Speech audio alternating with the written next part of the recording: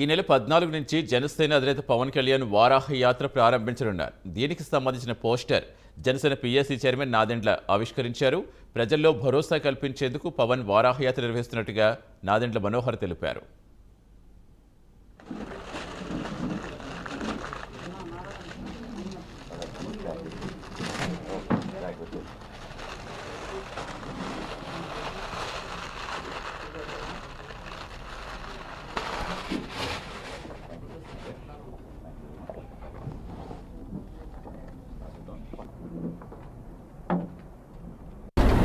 Janasena party అధ్యక్షులు పవన్ కళ్యాణ్ గారు వారాహి యాత్ర ఈ నెల 14వ తారీఖున అన్నవరం సత్యదేవుని దర్శనం తర్వాత కత్తిపూడి జంక్షన్లో ఆయన వారాహి యాత్ర ప్రారంభిస్తారు.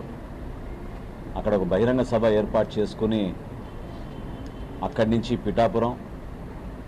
పిఠాపురంలో 2 రోజులు బస చేసి ఆ నియోజకవర్గం అయిన తర్వాత కాకినాడ గ్రామీణ ప్రాంతం, కాకినాడ పట్టణ ప్రాంతం, ఆ 2 నియోజకవర్గాలు కంప్లీట్ అయిన తర్వాత అక్కడి నుంచి ముమ్మిడివరం నుంచి అమలాపురం, పి గన్నవరం, రాజోలు ఈ నియోజకవర్గాలు పూర్తి చేసుకుని పశ్చిమ గోదావరి జిల్లాలో ఉన్న నర్సాపురం, భీమవరం, పాలకోలు ఈ 11 నియోజకవర్గాలు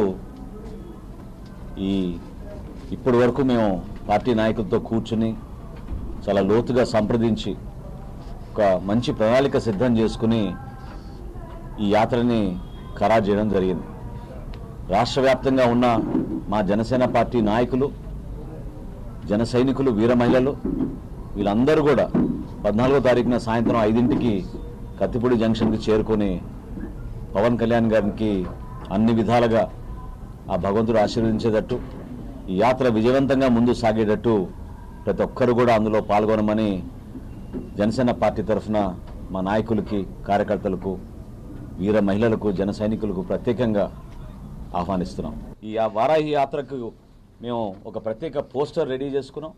ఆ పోస్టర్ని కూడా ఈ సందర్భంగా రిలీజ్ చేసి ప్రతి కార్యక్రమంలో కూడా మా జన సైనికులు, వీర మహిళలు భారీ సంఖ్యలో పాల్గొని వారాహి యాత్రని విజయవంతం చేయమని మనస్ఫూర్తిగా మరొకసారి నేను. జగన్ పోలవరం పర్యటన సందర్భంగా రాష్ట్ర ప్రజలకు సీఎం క్షమాపణ చెప్పాలని PAC chairman Nadendla Manohar demand చేశారు. ఎక్కడ పొరపాటు జరిగింది, దేనికోసం పోలవరం హైట్ను తగ్గించారో చెప్పాలని డిమాండ్ చేశారు. రేపటి రోజున జగన్మోహన్ రెడ్డి గారు పోలవరం యాత్ర ఉంది కాబట్టి ఆయనకు ఒక బాధ్యత ఉంది.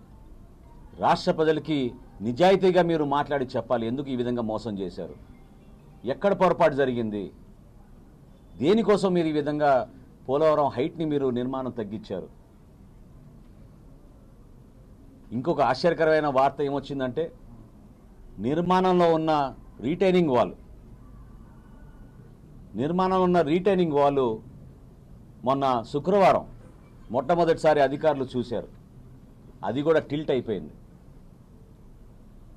దాని గురించి మీడియాకు తెలియకూడదని, రాష్ట్ర ప్రజలకు తెలియకూడదని తంటాలు పడి మంత్రి గారు స్వయంగా పోయి నిన్న ఆయన అక్కడ పర్యవేక్షించారు.